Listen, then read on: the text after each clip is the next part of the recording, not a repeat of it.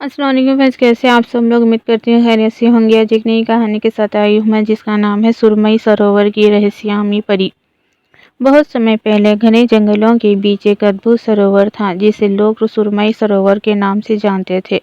उस सरोवर का पानी हमेशा हल्की नीली चमक से दमकता रहता था। गांव वाले कहते थे कि उसमें कोई रहस्यमयी शक्ति छिपी है।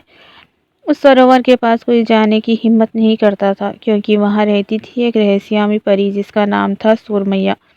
सुरमैया परी बहुत सुंदर थी। उसके पंख चांदनी की तरह चमकते थे और उसकी आंखों में जैसे पूरा आकाश समाया हो। लेकिन वे सबके सामने नहीं आती थी। कहा जाता था कि वे केवल उन लोगों के सामने प्रकट होती थी जिनके दिल सच्चा और साफ हो। एक दिन गांव का एक छोटा लड़का आरव जंगल में खेलते खेलते रास्ता भटक गया। डरते डरते वे चलते चलते सुरमई सरोवर के किनारे पहुंच गया। सरोवर की चमक देखकर वह हैरान रह गया। तभी अचानक पानी में हलचल हुई और एक मधुर आवाज़ सुनाई दी। डरो मत, मैं तुम्हारे कोई नुकसान नहीं पहुंचाऊंगी। आरव ने देखा, उसके सामने एक चमकती हुई परी परी खड़ी थी। क्या तुम सुरमई परी हो?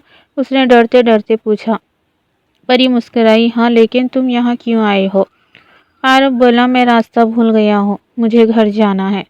परी ने उसकी आंखों में देखा और समझ गई कि वे सच बोल रहा है।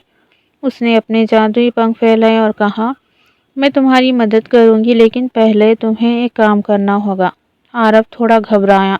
कैसा काम? परी बोली, इस सरोवर के किनारे एक सूखा पेड़ है, उसे जीवन वापस देना होगा। आरव ने देखा, सच में एक पेड़ बिल्कुल सूखा और बेजान था। उसने सोचा और फिर सरोवर के से पानी लेकर उस पेड़ की जड़ों में डालने लगा। कुछ ही देर में पेड़ में हल्की हरियाली दिखने लगी।